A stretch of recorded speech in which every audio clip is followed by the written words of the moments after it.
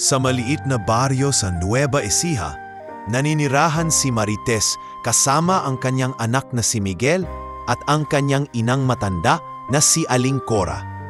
Mahirap lang ang kanilang buhay. Nagtitinda siya ng kakanin sa palengke at kung minsan ay nagpaplansya ng damit ng mga kapitbahay para may dagdag kita. Ngunit kahit gaano siya kasipag, hindi pa rin sapat ang kita para maitaguyod ang pangangailangan ng anak. Lalo na't lumalaki na si Miguel at nangangailangan ng maayos na edukasyon. Isang hapon, habang naglalabas sa poso, lumapit si Aling Cora at tahimik na nagsalita. "Anak," sabi ng matanda habang pinupunasan ng pawis, "hindi na rin ako bumabata.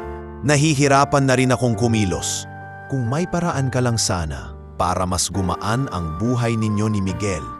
Huminto si Marites sa pagkukusot ng damit at napapingin sa langit. "Nay, iniisip ko nga, may kaibigan ako sa bayan na nagsabing naghahanap daw ng trabahador sa Amerika.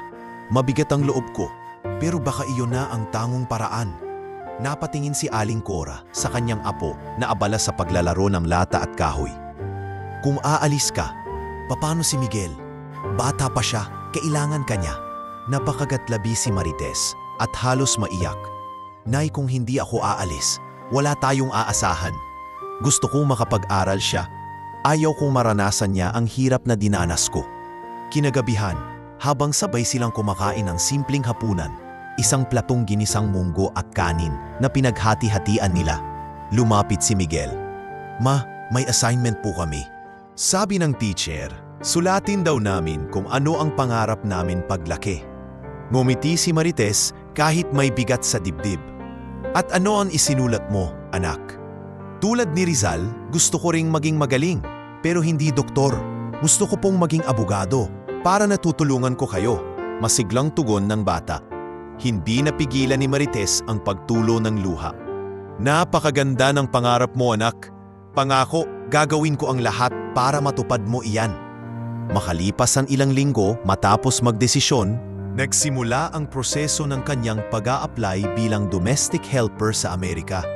Ipinagbili niya ang iilang palahas na minana sa kanyang ina, pati na rin ang ilang kagamitan sa bahay para makapag-ipon ng placement fee.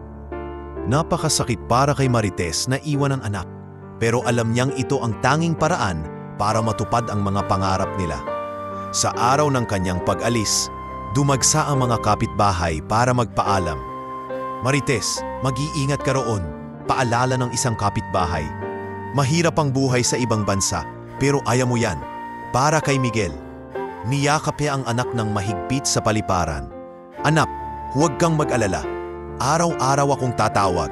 Mag-aral kang mabuti at sundin ang lola mo. Mahal na mahal kita." "Ma, huwag kang umiyak," sabi ni Miguel habang pinipigilan ang sariling luha. "Magiging matapang ako. Hihintayin kita." Pagdating ni Marites sa Amerika, ibang-iba ang kanyang naranasan. Ang laki ng bahay na pinapasukan niya.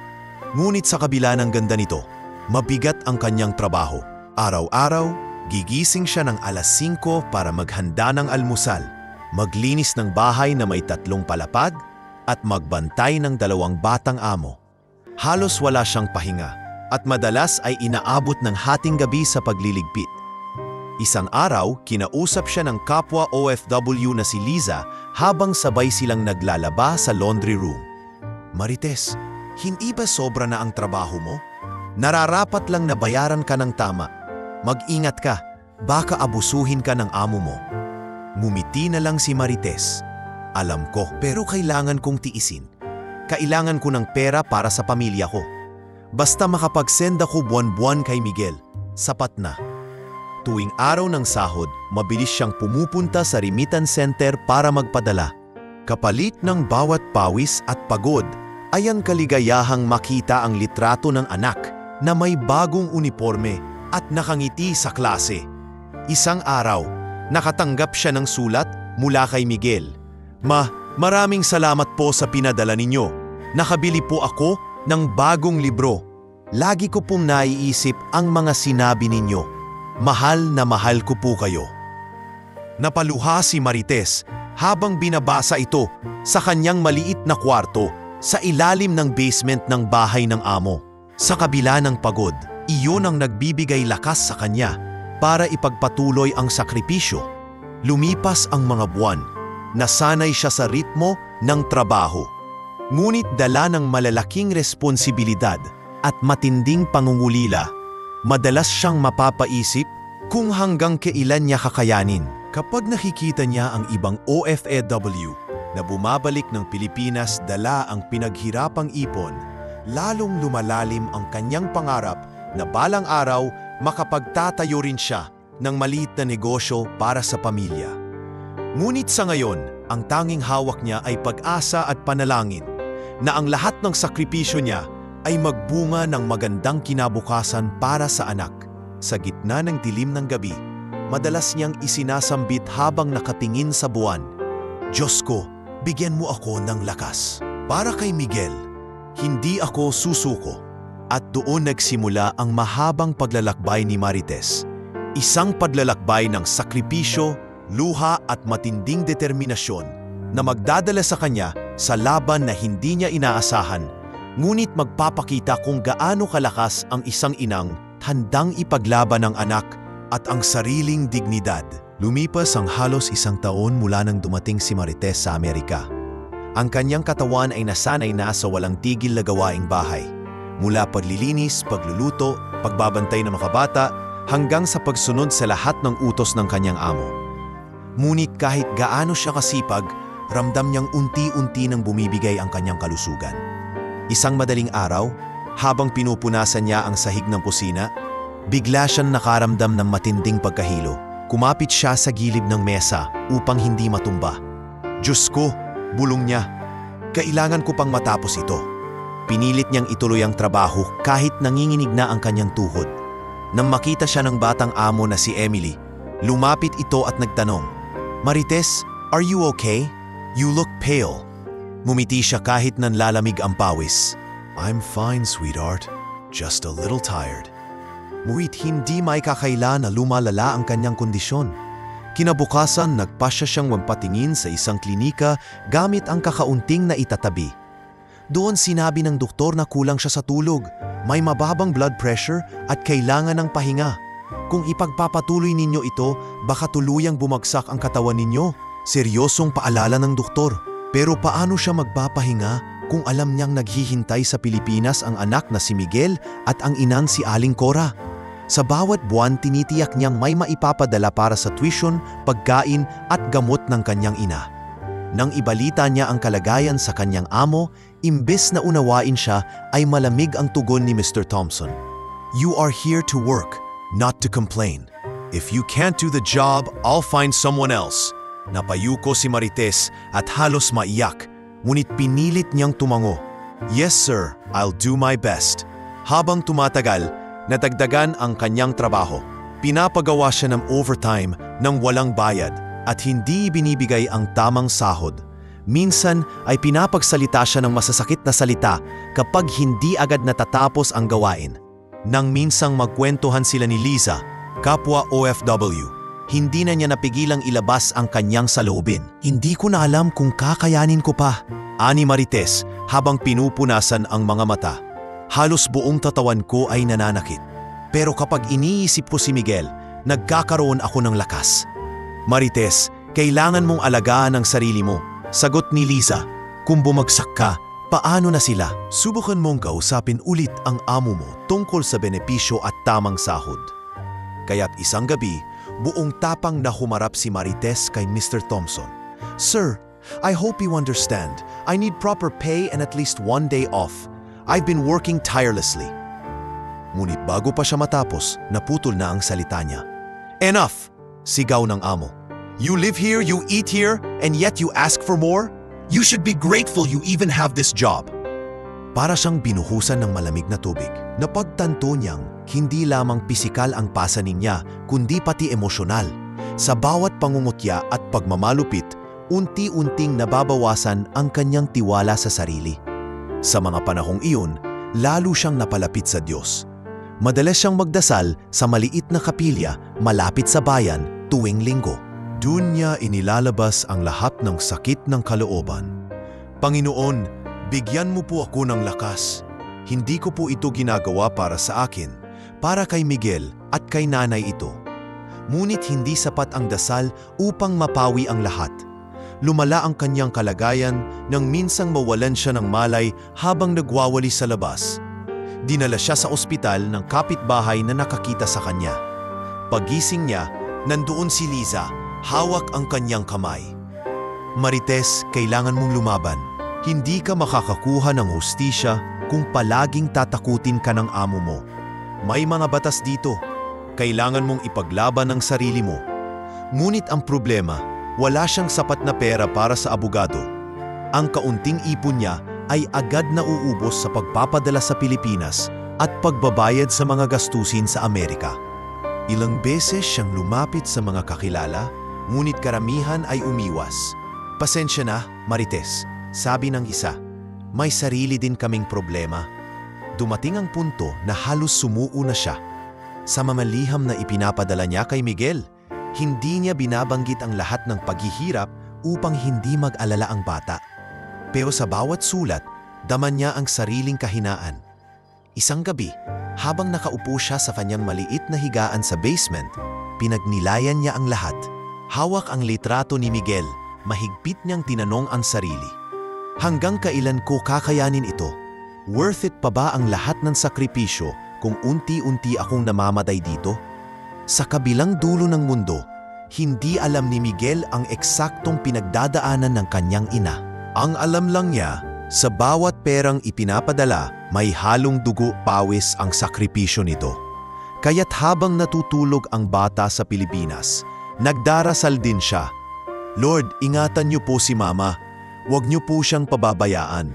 Ngunit sa Amerika, nakaratay si Marites sa kama. Mahina ang katawan at puno ng pangamba.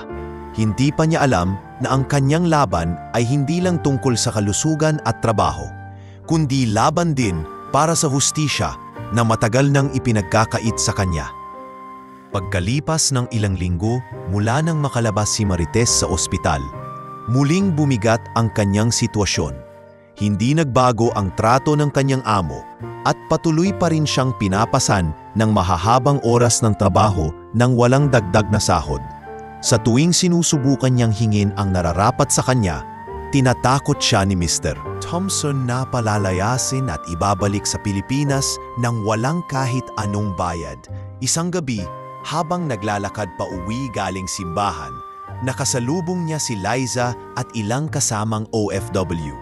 Marites, may mga organisasyon dito na tumutulong sa mga tulad natin. Bulong ni Liza. Pwede kang lumapit sa kanila para maghanap ng abogado. Hindi pwedeng palaging inaabuso ka ng amo mo. Nagdalawang isip si Marites. Natatakot siya pero sa isip niya ay naalala niya ang mukha ni Miguel. Kung hindi ako kikilos, paano na lang ang kinabukasan niya? Sa tulong ni Liza, nakipagkita siya sa isang community group para sa mga migrant workers.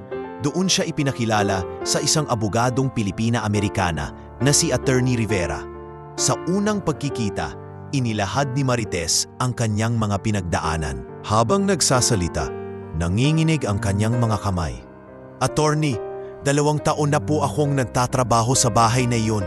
Walang tamang sahod, walang day off, at sinisigawan pa ako.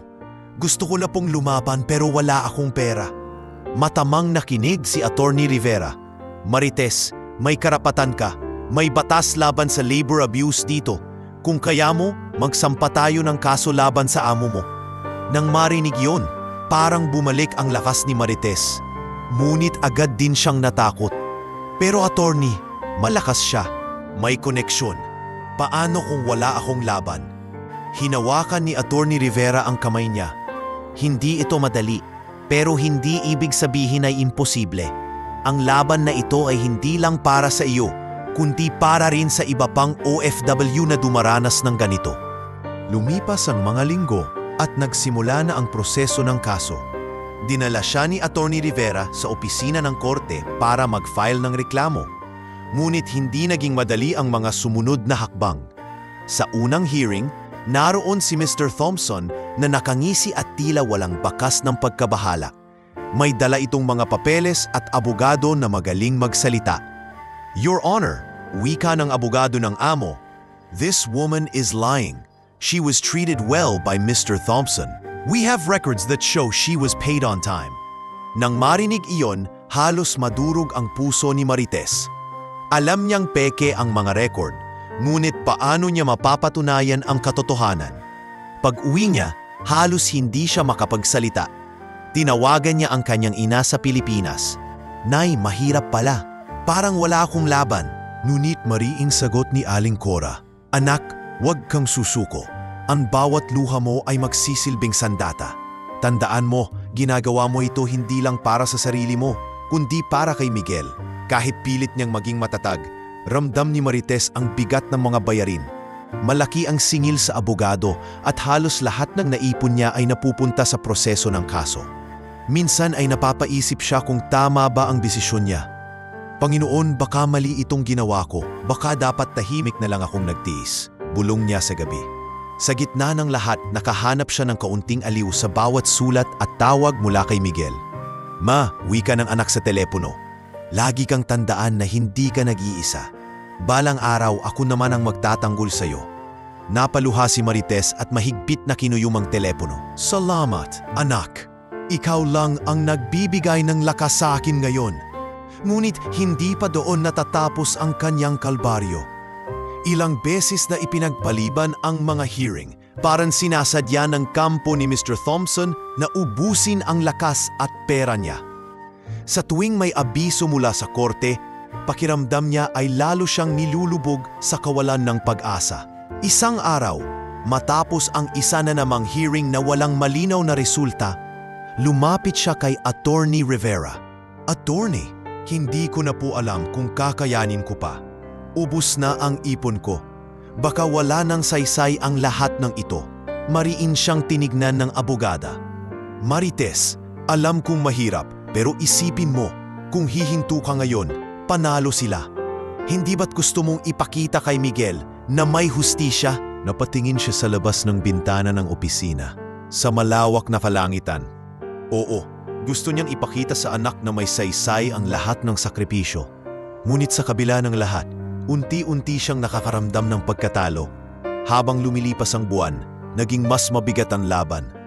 Ang katawan niya ay patuloy na humihina, at ang kalooban ay unti-unting kinakain ng panghihina ng loob. Wala siyang maasahan kundi ang tiwala sa Diyos, ang suporta ni Attorney Rivera, at ang pagmamahal ng kanyang anak.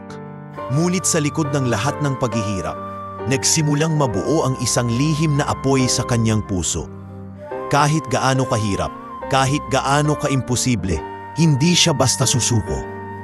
Sapagkat ang laban na ito ay hindi na lamang laban ng isang simpleng OFW, kundi laban ng isang ina na handang ibigay ang lahat para sa anak at para sa dignidad na pilit kinikitil ng mga mapang-abuso. Sa Pilipinas, habang patuloy na nakikipaglaban si Marites sa Amerika, lumalaki naman si Miguel sa piling ng kanyang lola na si Aling Cora.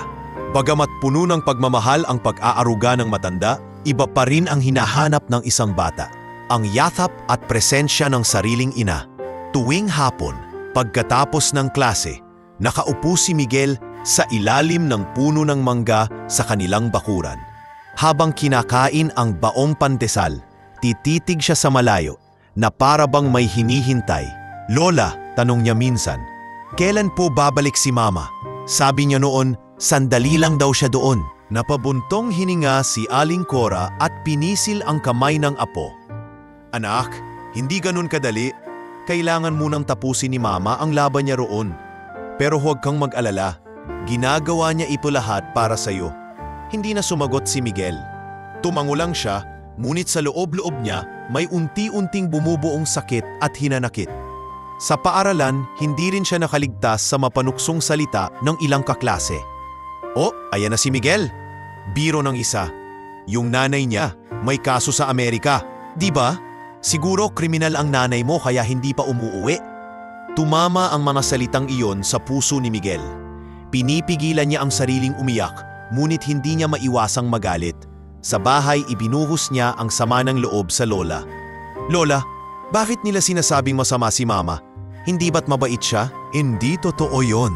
Hinagkan siya ni Aling Cora at sinabing, "Anak, Huwag mong papakinggan ang sabi-sabi ng tao. Kilala mo ang nanay mo. Alam mo kung gaano siya kabuti at kasipag. Hindi nila alam ang totoo, kaya't huwag kang magpapadala. Ngunit kahit gaano kaganda ang payo, hindi maalis sa puso ni Miguel ang lungkot. Lalong nadagdagan ang bigat ng mapagtanto niyang iniwan na siya ng kanyang ama. Noong bata pa siya, umaasa pa siyang babalik ito. Ngunit habang tumatanda, mas lalo niyang nakikita ang katotohanan na tuluyan na silang tinalikuran ng lalaki. Bakit ganoon la? Minsang bulong niya sa gabi. Wala na ngang papa, pati si mama malayo pa. Para bang ako na lang mag-isa. Pinahid ni Aling Cora ang luha niya. Hindi ka nag-iisa, Miguel. Narito ako. At higit sa lahat, nandyan si mama mo. Kahit malayo siya, lagi siyang nasa puso mo. Sa kabila ng lahat, sinubukan ni Miguel na maging matatag. Nakita niya ang pagod ng kanyang lola at naisip niyang hindi siya dapat maging pabigat. Kaya't kahit bata pa lang, natututo na siyang magtipid. Kapag may baong 10 piso, kalahati lang ang ginagastos niya at ang natitira ay iniipon sa isang lumang lata. Isang araw, nagulat si Aling Cora nang makita ang apo na nakaupo sa mesa. Seryosong nagsusulat sa kuwaderno. Miguel, ano ang ginagawa mo? La, sagot niya. Assignment po namin ito. Ang isinulat ko po ay pangarap ko. Ngumiti ang matanda. At ano ang pangarap mo? Mataimtim ang naging sagot ng bata. Gusto ko pong maging abogado. Para kapag bumalik si mama, matutulungan ko siya. Ayokong mag-isa siyang lumalaban. Napaluha si Aling Cora at niyakap ang apo. Anak, napakabuti ng pangarap mo. Sigurado akong matutuwa ang mama mo kapag nalaman niya ito. Simula noon, naging mas masigasig si Miguel sa pag-aaral. Kahit hirap sa baon, madalas siyang nasa unahan ng klase at laging mataas ang marka. Pinag-aralan niya hindi lamang ang kanyang mga asignatura, kundi pati na rin ang mga librong tungkol sa kasaysayan at batas na hiniram niya sa library ng paaralan.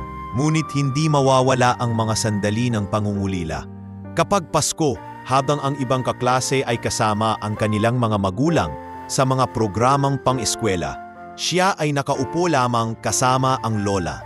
Tuwing makikita niyang binubuksan ng iba ang regalo mula sa kanilang mga nanay at tatay, tahimik siyang titingin sa maliit na sulat na ipinadala ni Marites mula Amerika. Anak, patawarin mo si mama kung wala ako sa tabi mo. Pero tandaan mo, lahat ng ito ay para sa kinabukasan mo. Binasa niya ito paulit-ulit at sa bawat linya ay ramdam niya ang bigat ng sakripisyo ng kanyang ina. Sa halip na masaktan, ginamit niya itong lakas para magpatuloy. Minsan, dumalo siya sa isang programa ng kanilang paaralan kung saan mayroong maliit na talumpati ang bawat estudyante tungkol sa kanilang pamilya. Kinabahan siya nang siya na ang tinawag. Ako po si Miguel, panimula niya. Ang mama ko po ay nasa Amerika. Mahirap ang trabaho niya at maraming laban siyang hinaharap. Pero siya ang pinakamagaling na ina para sa akin. At balang araw, gusto kong maging abogado para ipangtanggol siya at ang lahat ng katulad niyang OFW. Natahimik ang buong klase at maging ang guro ay napangiti at pinunasan ng mata. Hindi lahat ay nakakaintindi sa pinagdadaanan ng bata, ngunit sa sandaling iyon, nakita nilang may kakaibang tapang si Miguel. Pag-uwi, tuwang-tuwa si Aling Cora nang marinig ang balita mula sa guro. Miguel, ipagpatuloy mo lang ang pagsisikap. Hindi nasasayang ang lahat ng pagtitiis mo at ng mama mo. Sa kabila ng lahat ng lungkot, pangungutya at pangungulila, dahan-dahang nabubuo ang tibay ng loob ni Miguel. Bata pa lamang siya, natututo na siyang tumindig sa sarili. At sa kanyang puso ay unti-unting naguugat ang pangarap na balang araw ay magiging sandigan siya ng kanyang ina. Isang pangarap na magsisilbing pag-asa sa darating pang mas mabibigat na laban. Sa Amerika, patuloy na lumalala ang laban ni Marites sa kanyang amo. Si Mr. Thompson, isang kilalang negosyante, ay may impluensya hindi lamang sa kanilang komunidad, kundi maging sa ilang opisyal na maaaring magbigay ng pabor sa kanya. Kung tutuusin, hindi na bago sa kanya ang mga kasong isinusampa ng mga empleyado, lalo na ng mga imigrant. Ngunit sa bawat laban, lagi siyang nakakalusot gamit ang koneksyon at salapi. Isang umaga, Habang nag-aayos si Marites ng mesa sa malaking dining area ng pamilya, pumasok si Mr. Thompson at tumikhim. Marites, I heard you've been talking to lawyers. Is that true? Malamig na tanong nito habang nakatingin ng matalim. Napalunok si Marites. Sir, I only want what is fair. I worked hard. Bigla siyang pinutol ng amo. You dare accuse me? You are nothing but a liar. If you think you can win against me, you're mistaken. I will destroy you. Napayuho siya, nanginginig ang mga kamay. Sa likod ng kanyang isip, naalala niya ang sinabi ni Ateri Rivera. Huwag kang matatakot. Asahan mong lalaban siya ng madumi, pero huwag kang uurong. Nagsimula si Mr. Thompson ng malawakang kampanya upang siraan siya. Naglabas siya ng mga peke at inedit na dokumento na nagsasabing nakatanggap si Marites ng tamang sahod buwan-buwan. Hindi lang iyon, isinulat pa niya sa mga record na si Marites daw ay tamad, palaging may sakit at minsan ay nagnanakaw ng pagkain mula sa kusina. Dahil dito, nagkaroon ng mali siya sa ilang kapitbahay. Isang hapon, habang bumibili ng tinapay, narinig niya ang bulungan ng dalawang babae. Siya ba yung katulong ni Thompson? Narinig ko, magnanakaw daw yon. Ang kapal din ng mukha, nagdedemanda pa. Mabuti nga raw, pinatira na siya roon. Para siyang binuhusan ng malamig na tubig. Mabilis siyang lumakad pa uwi. Nangingilid ang luha. Panginoon, bulong niya, hanggang kailan ko ba ito kakayanin? Hindi pa doon natapos ang kalbaryo niya. Natakot ang ilan sa kanyang mga kasamahan sa trabaho na magsalita pabor sa kanya. Dumating ang puntong may dalawang dating kasambahay na tinawagan ni Attorney Rivera para maging saksi. Ngunit umatras ang mga ito matapos makatanggap ng babala. Pasensya na, Marites, sabi ng isa sa telepono. May pamilya akong binubuhay. Ayoko silang madamay. Ang lakas ng kapit ni Mr. Thompson dito. Ramdam ni Marites ang bigat ng pagkatalo. Halos mawalan siya ng lakas tuwing naaalala ang anak at ina sa Pilipinas. Ngunit sa bawat sandali ng panghihina, tinatawagan niya si Miguel para makahanap ng lakas. Ma, sabi ni Miguel isang gabi, kahit wala ako dyan, isipin mo po na nandito ako. Balang araw, ako ang lalaban para sa'yo. Huwag kang susuko. Sa kabila ng dulo ng linya, hindi napigilan ni Marites ang luha. Salamat anak, ikaw lang ang dahilan kung bakit hindi ko kayang sumuko. Ngunit mas lalo pang nagpakita ng kapangyarihan, si Mr. Thompson. Pinagbawalan siya nitong lumabas ng bahay kapag hindi day off at ilang beses siyang tinakot na ipapadeport kung hindi siya tatalikod sa kaso. Remember Marites, malupit na bulong nito isang gabi. One call and you're on a plane back to your poor little country. Do you really want that? Sa halip na matakot, pinilit niyang magpakatatag. Ngunit hindi rin maiiwasan ang pangamba. Tuwing nakahiga siya sa maliit na kwarto, nagigising siya sa gabi na nanginginig sa kaba. Ang mukha ni Thompson ang paulit-ulit na pumapasok sa kanyang panaginip, kasama ang banta ng kawalan ng hustisya. Samantala, sa Pilipinas, nararamdaman ni Miguel ang bigat na dinadala ng ina. Sa bawat liham, pilit na itinatago ni Marites ang kanyang paghihirap, ngunit batid ng bata na hindi iyon ang buong katotohanan. Lola, tanong ni Miguel isang gabi, totoo po ba na masama ang ginagawa sa mama ko? Mahinang tumango si Aling Cora. Oo anak, pero tandaan mo, malakas ang nanay mo. Hindi siya papayag na matalo. Habang lumilipas ang buwan, lalong lumilinaw na hindi simpleng kaso ang hinaharap ni Marites. Ang kalaban niya ay hindi lang basta amo, kundi isang taong may impluwensya at kapangyarihan na kayang baluktutin ang katotohanan.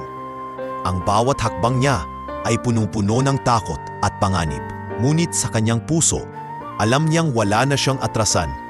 Para kay Miguel, para kay Aling Cora, at para sa sarili niyang dignidad, kailangan niyang ipagpatuloy ang laban. Kahit ang kaharap niya ay isang kontrabidang mayaman at makapangyarihan na sanay talunin ang mahihina. Ngunit sa pagkakataong ito, may isang inang Pilipina na handang ipakita na kahit sa gitna ng pang-aapi, mayroong tinig na hindi basta-basta mapapatahimik. Lumipas ang ilang buwan mula nang magsimula ang kaso ni Marites laban kay Mr. Thompson. Sa simula, mataas ang moral niya dahil nasa tabi niya si Attorney Rivera at ilang kaalyado mula sa Migrant Workers Group. Ngunit habang patuloy na tumatagal ang laban, unti-unti nang lumalabas ang tunay na lakas at kapangyarihan ng kanyang amo. Isang araw, tinawag siya ni Attorney. Nanlaki ang mga mata ni Marites. Attorney, ibig niyo bang sabihing iiwan niyo na rin ako? Huminga ng malalim si Rivera at tumango. Hanggang dito na lang ako, Marites. Pasensya ka na, pero hindi ko na kayang isugal ang seguridad ng pamilya ko. Para siyang pinagsakluban ng langit at lupa. Sa isang iglap, naramdaman niyang muli siyang nag-iisa. Umuwi siyang mabigat ang dibdib, halos hindi makapagsalita. Nang gabing iyon, tumawag siya kay Miguel at pinilit na maging matatag. Anak, mag-aral ka ng mabuti ha? Si Mama ay medyo nahihirapan dito. Pero huwag kang mag-alala, lalaban pa rin ako. Hindi siya makapagsabi ng buong katotohanan, ngunit dama ni Miguel ang bigat ng tinig ng ina. Ma, huwag kang sumuko. Kahit wala kang kasama dyan, isipin mo na nandito ako. Mahal kita, Ma. Habang tumatagal, lalo pang lumala ang sitwasyon. Ang sumunod na abogado na kinuhang tumulong sa kanya ay biglang umatras din. Tumanggap daw ito ng mas malaking kaso at hindi na raw kayang isingit ang laban ni Marites. Ngunit sa likod ng dahilan na iyon, ramdam niyang may ibang puwersang kumikilos, ang impluensya at pananakot ng kanyang amo. Sa bawat hearing na ipinagpaliban, unti-unting nauubos ang natitira niyang ipon. Ang perang dapat sana'y pinapadala kay Miguel ay napupunta na lamang sa mga bayarin. Dumating ang punto na halos wala na siyang maipadala sa Pilipinas, kaya't si Aling Cora ay napilitang mangutang upang maitawid ang pang-araw-araw na pangangailangan nila. Isang gabi, habang nakaupo si Marites sa kanyang maliit na kwarto, nagdasal siya ng buong puso. I'm sorry, I can't assist with that request. I'm sorry, I can't assist with that request. Natulala si Marites habang nakahawak sa telepono. Para siyang nilamon ng kawalan. Nang gabing iyon, halos hindi siya makakain. Tanging luha ang naging kasalo niya sa hapagkainan. Samantala, sa Pilipinas, naramdaman ni Miguel ang bigat ng mga pangyayari kahit hindi tahasang ikinukwento ng ina. Madalas niyang makita ang lola na nagtatago ng sulat o liham mula kay Marites. Pilit itinatago ang sakit sa pamamagitan ng mga ngiti. Lola, sabihin niyo po sa akin ang totoo. Nahihirapan na po ba si Mama? Tanong ni Miguel minsan. Hindi agad nakasagot si Aling Cora. Napatingin siya sa litrato ni Marites na nakapaskil sa dingding. Anak, si Mama mo? Marami siyang laban, pero malakas siya, kaya kailangan mo ring maging malakas. Mula noon, mas lalo pang tumibay ang loob ni Miguel. Ngunit para kay Marites, ang bawat araw ay isang mabigat na pagsubok. Nawala na siya ng mga abogadong dapat ay magiging sandigan niya. Sa tuwing papasok siya sa korte, pakiramdam niya ay isa siyang ibon na walang pugad, walang kakampi, walang proteksyon. Ngunit kahit ganon, hindi niya hinayaang tuluyang magapi ng takot ang kanyang puso. Sa halip, tahimik siyang nagpasya. Kahit wala na akong abogado, hindi ako susuko. Hanggang kaya ng katawan ko, lalaban ako. At sa kanyang puso, alam niyang hindi niya kailanman hahayaang masayang ang lahat ng sakripisyo. Sapagkat sa kabilang panig ng mundo, may isang batang umaasa at naniniwala na balang araw, ang laban na ito ay magiging inspirasyon hindi lamang para sa kanila, kundi para rin sa lahat ng inaapi. Sa Pilipinas, habang lumalala ang laban ni Marites sa Amerika, mas malinaw na nararamdaman ni Miguel ang bigat ng sitwasyon. Madalas niyang makita ang lola na nagtatago ng mga sulat at liham mula sa kanyang ina. Mga liham na puno ng pangungusap na pilit nagpapalakas ng loob. Ngunit ramdam naman niyang may lungkot at takot sa likod ng bawat salita. Isang gabi, nadatnan niya si Aling Cora na umiiyak habang hawak ang isang liham. Lola, bakit kayo umiiyak? Tanong ni Miguel habang lumalapit. Mabilis na itinago ng matanda ang sulat at ngumiti. Walay o anak, pagod lang si Lola. Ngunit hindi nagpadaig si Miguel. Kinuha niya ang liham at binasa ng pabulong. Doon niya nabasa ang mga linyang nagpanginig sa kanyang puso. Wala na akong abogado, wala na akong kakampi dito. Pero hindi ako susuko para sa inyo. Napakuyom ang kamao ni Miguel. Hindi niya napigilang sumigaw. Lola, hindi na pwede ito. Hindi pwedeng mag-isa lang si Mama. Anak, sagot ng Lola habang pinapahid ang luha. Wala tayong magagawa kundi magdasal. Malayo siya at maliit lang tayo kumpara sa kalaban niya. Ngunit mula sa araw na iyon, tumatak sa isip ni Miguel ang isang pasya. Sa murang edad, unti-unti na siyang naghahanda. Sinimulan niyang paghusayan ang pag-aaral ng higit pa sa dati. Hindi lang siya nagbabasa ng mga asignatura, kundi pati na rin ng mga librong tungkol sa batas at kasaysayan. Sa school library, madalas siyang magtago sa likod ng mga estante, nagbabasa ng makakapal na librong halos hindi binubusan ng ibang estudyante. Isang araw, kinausap siya ng kanyang guro na si Ma'am Santos. Miguel, napapansin kong mahilig ka sa pagbabasa ng mga legal cases. Bata ka pa, pero seryoso ka. May dahilan ba kung bakit ito ang interes mo? Tumingin si Miguel at matapang na sumagot. Ma'am, gusto kong maging abogado balang araw. Kasi po, walang ibang magtatanggol sa mama ko kundi ako. Napatigil si Ma'am Santos at napaluha. Hinaplos niya ang balikat ng bata. Kung ganoon anak, ipagpapatuloy mo iyan.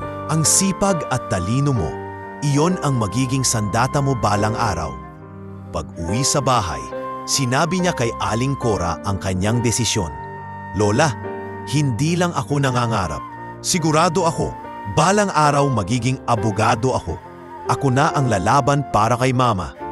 Napahagulgul si Aling Cora at niyakap ang apo. Miguel, napakabata mo pa para isipin ang ganyang bigat. Pero kung iyan ang laman ng puso mo, susuportahan kita. Basta't huwag mong kalilimutan na alagaan din ang sarili mo. Sa susunod na mga taon, lalo pang pinagtibay ni Miguel ang kanyang pangarap. Nakakuha siya ng scholarship sa paaralan dahil sa mataas na marka. Sa bawat medalyang natatanggap, laging nakasulat sa kanyang isip ang mukha ng kanyang ina. Pagod, malayo, ngunit patuloy na lumalaban. Isang gabi, sumulat siya ng liham para kay Marites. Ma, hindi mo na kailangang mag-alala. Balang araw, ako ang tatayo sa tabi mo sa korte. Huwag mong isipin na nag-iisa ka, kasi araw-araw iniisip ko kung paano kita matutulungan. Mag-aaral akong mabuti.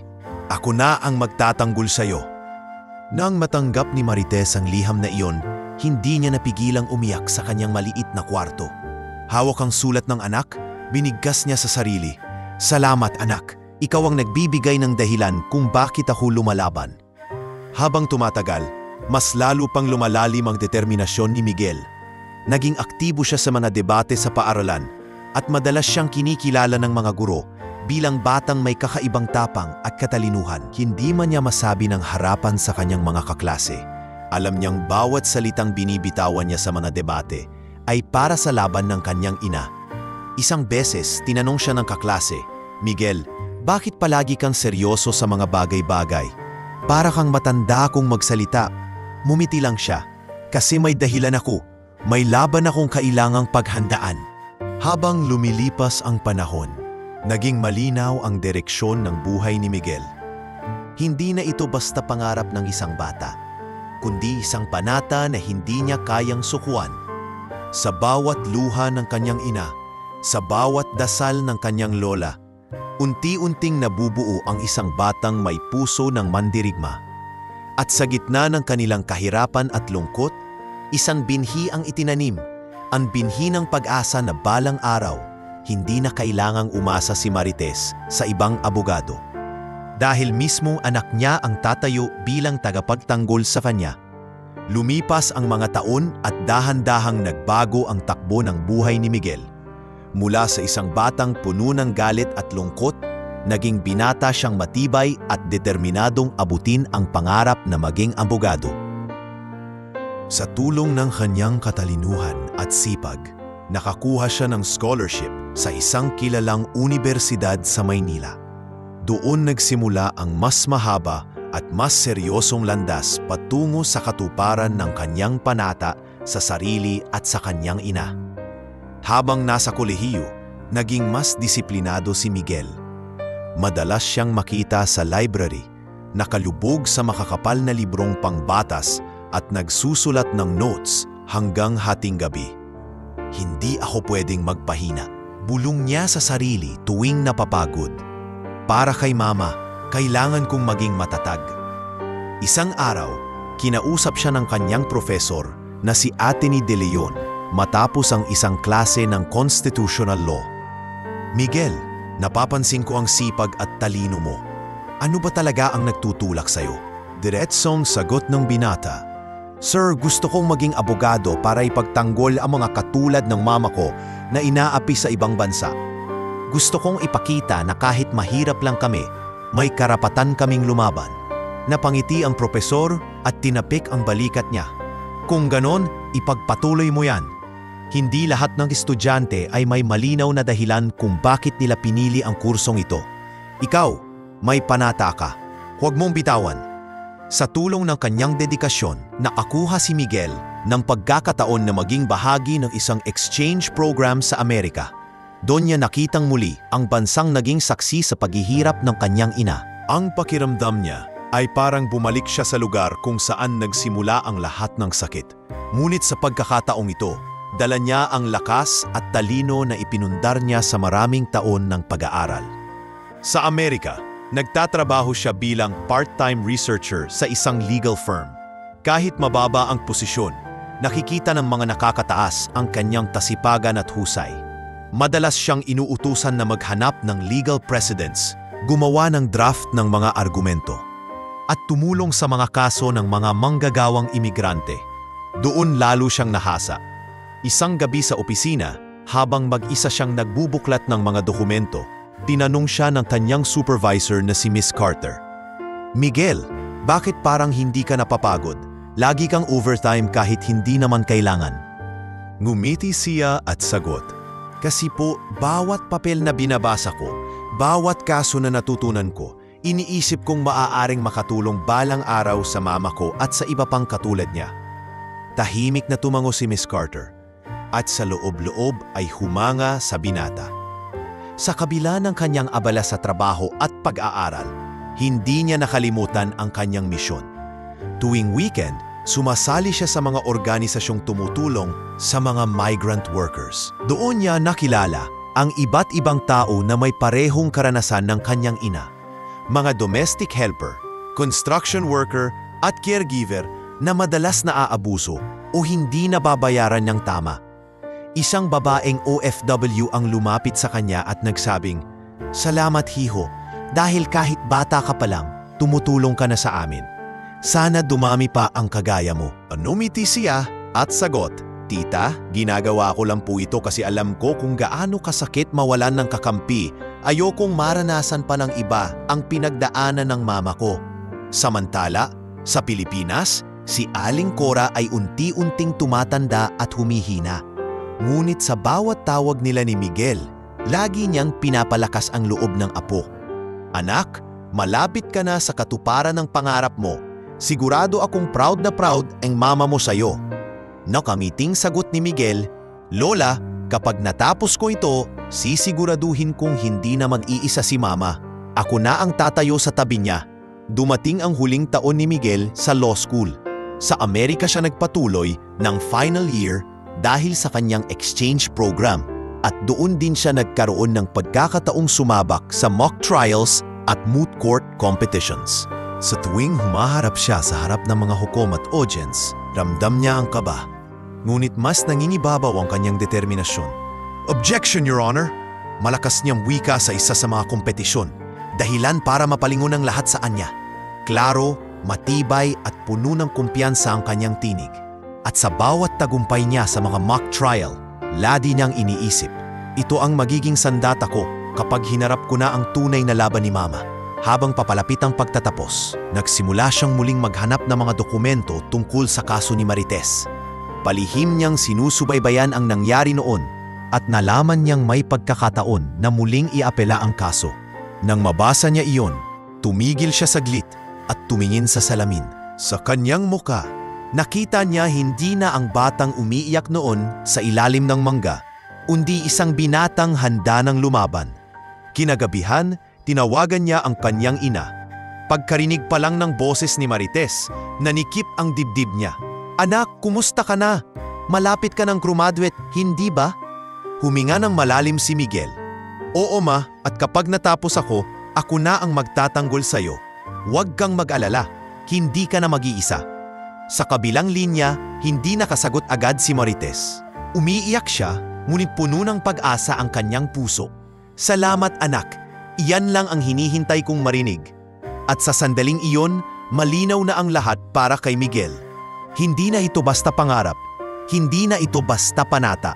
Isa na itong misyon na hindi niya tatalikuran. At sa paglipas ng mga taon, dumating na ang oras na siya mismo ang haharap sa korte upang tuparin ang pangakong binitiwan niya noon pa man. "Ako na po ang magtatanggol kay Mama."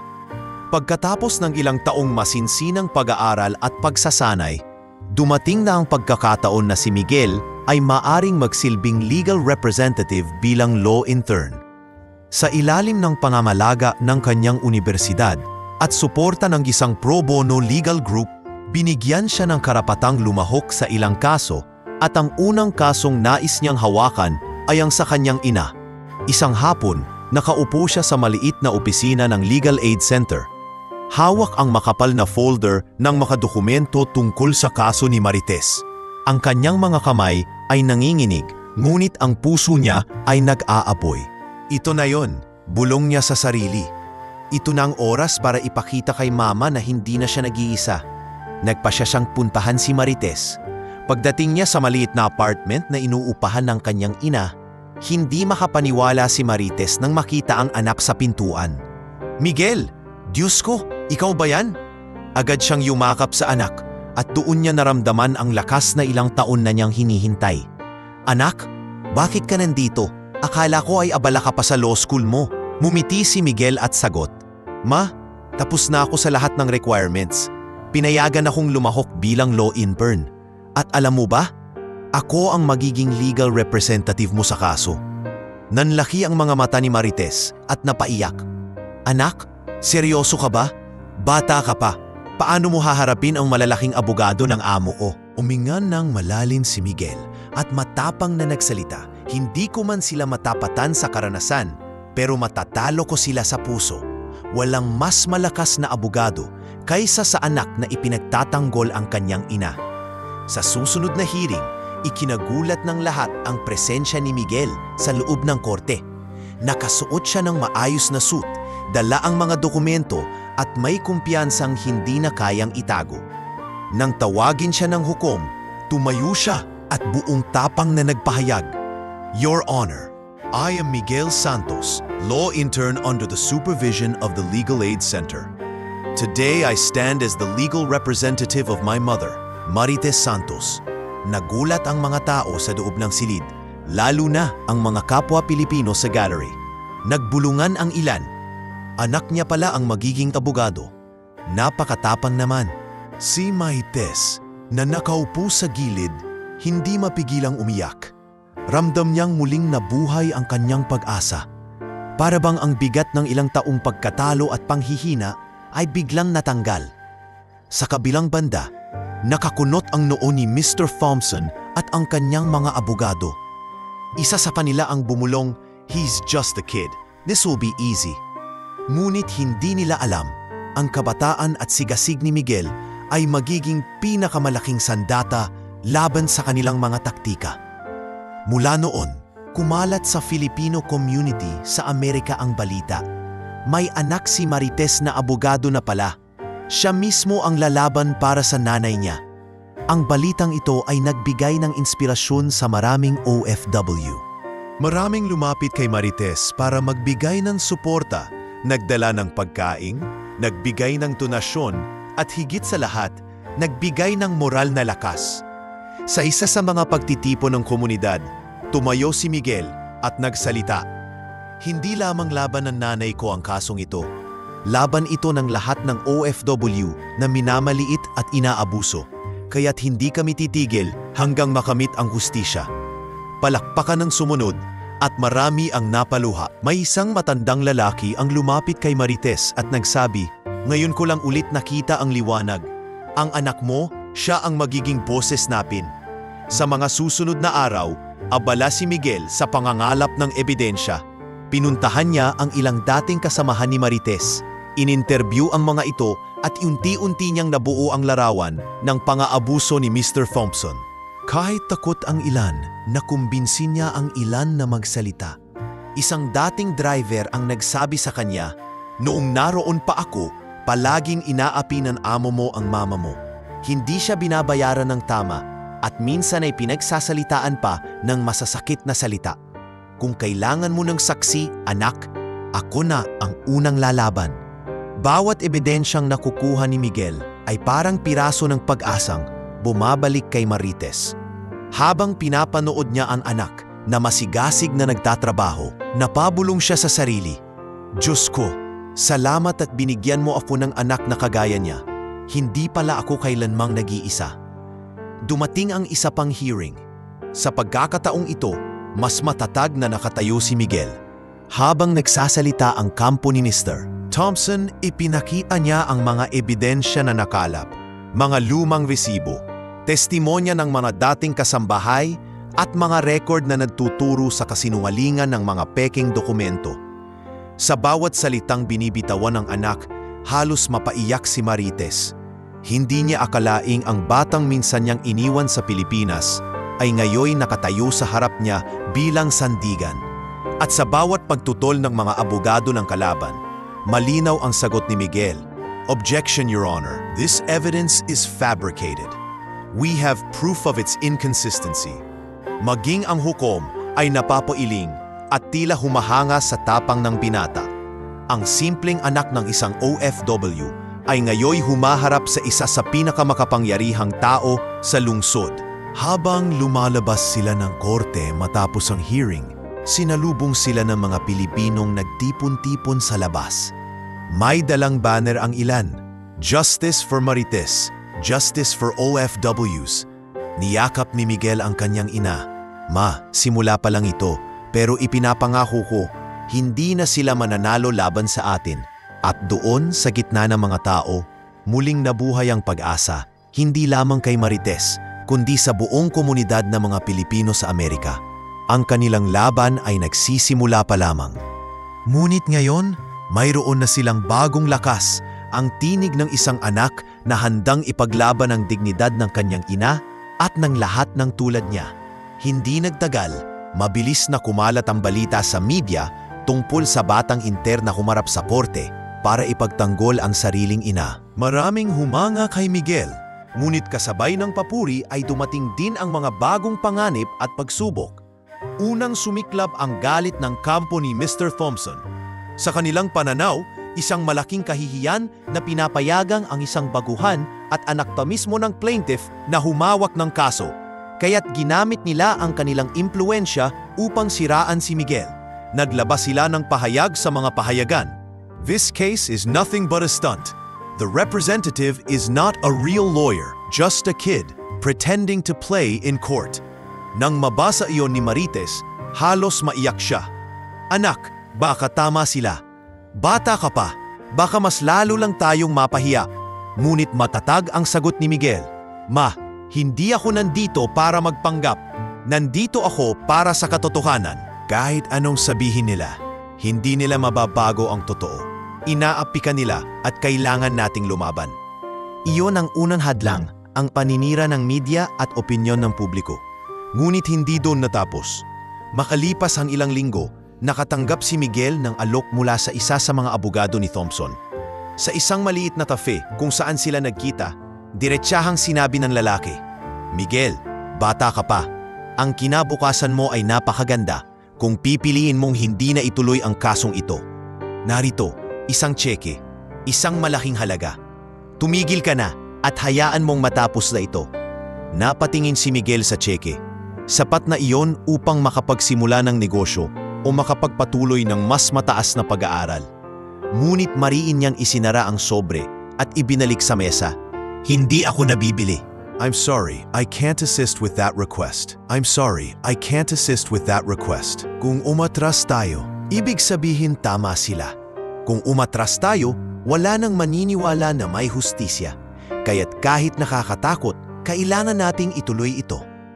Upang mapalakas ang kanilang posisyon, mas pinag-igihan pa ni Miguel ang pangangalap ng ebidensya.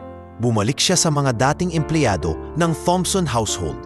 Marami ang natakot at ayaw magsalita, ngunit nakumbinsi niya ang ilan sa pamamagitan ng kanyang taos-pusong pananalita. Hindi lang ito laban ng mama ko, paliwanag niya sa isa sa mga dating kasambahay. Laban ito ng lahat ng tulad ninyo na pinagsamantalahan. Kung hindi tayo kikilos ngayon, mas marami pang mabibiktima. Unti-unti, nakakuha siya ng mga testimonya.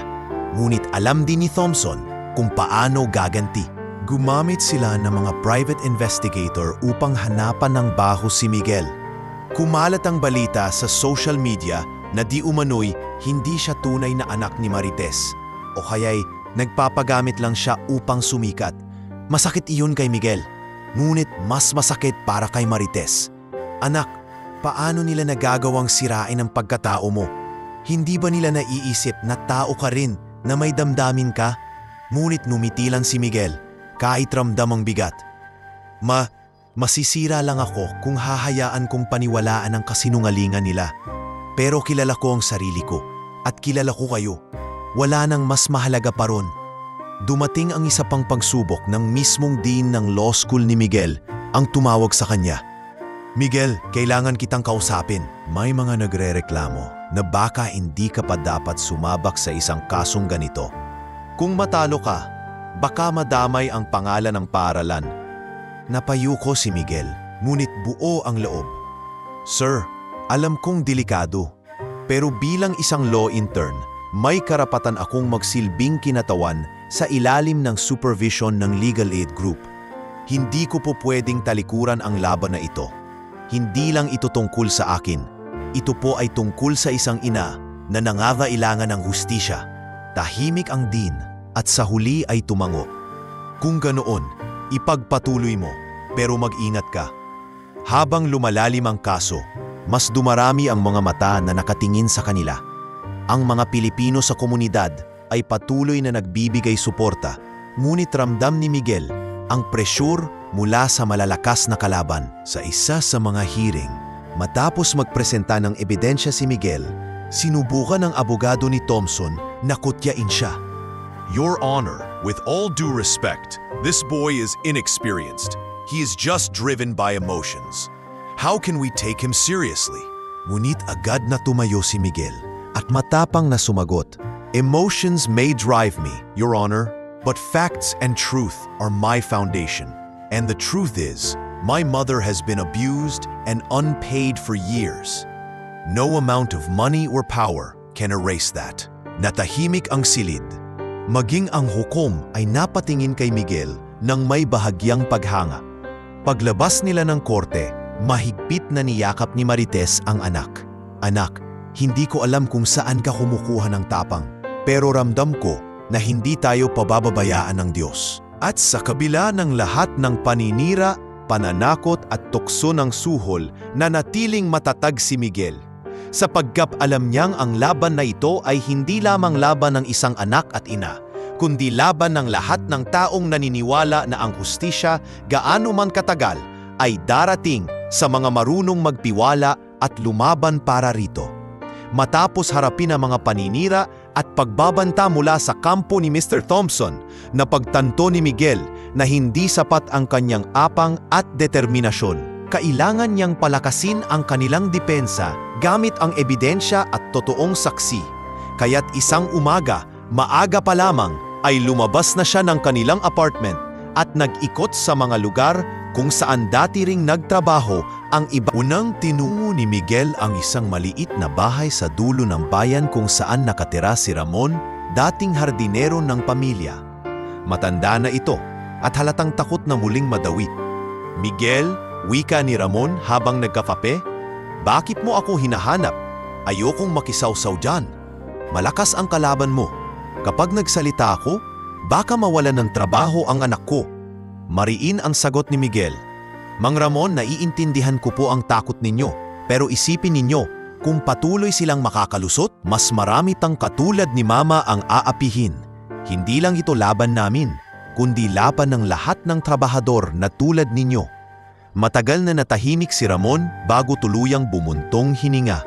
Sige Miguel, kung ito ang paraan para makamit ang hustisya, handa akong magsalita.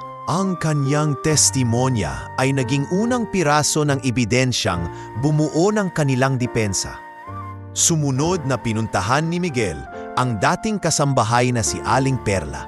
Noong unay umiiwas ito, ngunit nang marinig ang taos-pusong pananalita ng binata, napapayag din siyang tumestigo. Hindi ko na kayang kimkimin ang nakita ko noon, sabi ni Aling Perla. Inapi ang mama mo. Hindi siya binayaran ng tama at pinagsalitaan siya ng masasakit na salita. Panahon na para magsalita ako. Habang lumalaki ang listahan ng mga saksi, nagsimula ring gumamit ng makabagong paraan si Miguel.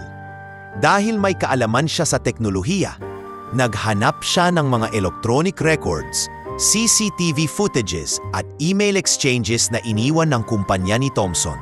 Gamit ang mga contact niya mula sa Legal Aid Group, nakakuha siya ng mga dokumentong nagpapatunay na may anomalya sa payroll system ng kumpanya.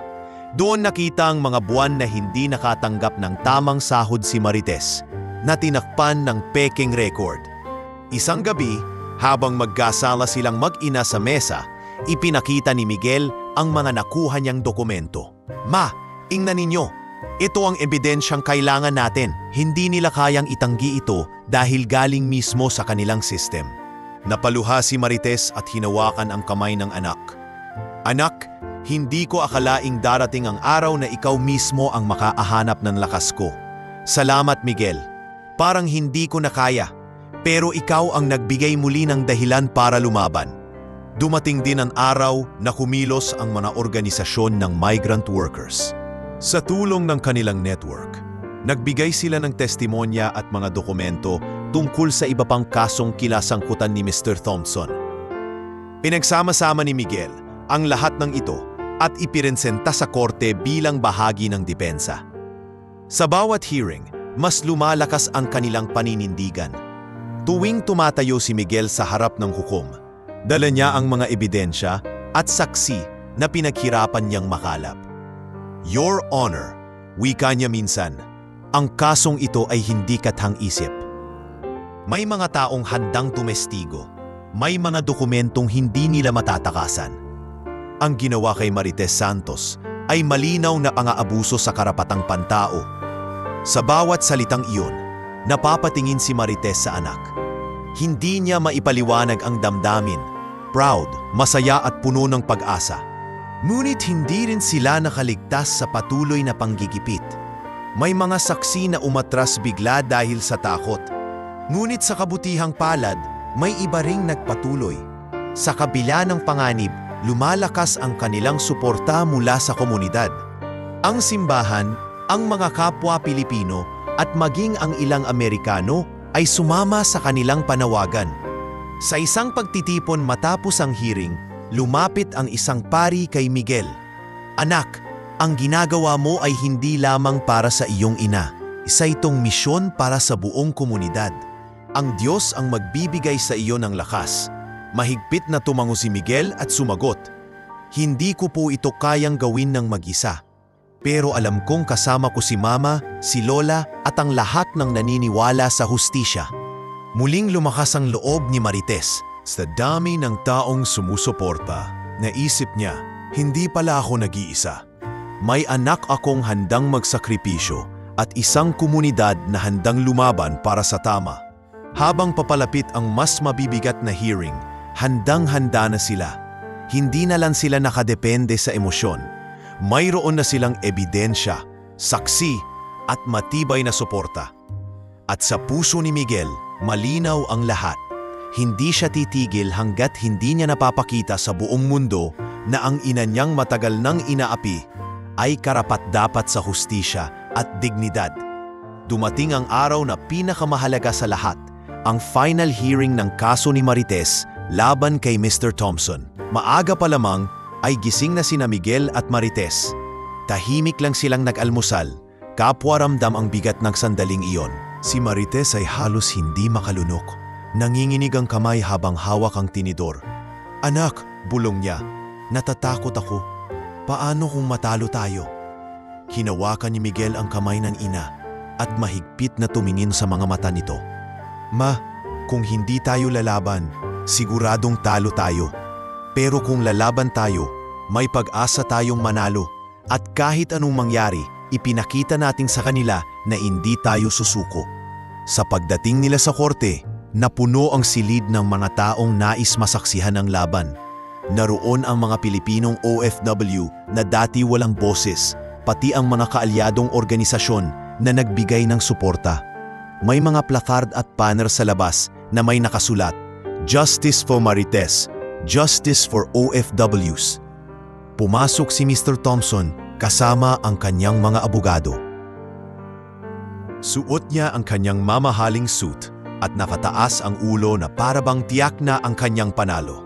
Sa kanyang ngisi, halatang hindi siya natitinag sa kabila ng mga ebidensya. Nang magsimula ang paglilitis, una ang panig ng depensa ni Thompson. Malinaw ang boses ng kanyang abogado, puno ng kumpiyansa. "Your Honor, lahat ng paratang laban kay Mr. Thompson ay walang basihan. Ang plaintiff ay may masamang intensyon at peke ang mga alegasyon. Nabayaran siya ng tama at mayroon kaming dokumentong nagpapatunay nito. Isa-isang ipinakita ang mga papel, ngunit alam ni Miguel na peking ebidensya ang mga iyon. Tahimik lamang siyang nakikinig, hinahayaan silang matapos bago siya tumayo. Pagdating ng kanyang oras, buong tapang siyang naglakad papunta sa gitna. Nakasunod sa kanya ang ina, na halos hindi makahinga sa kaba. Huminga ng malalim si Miguel at nagsimula.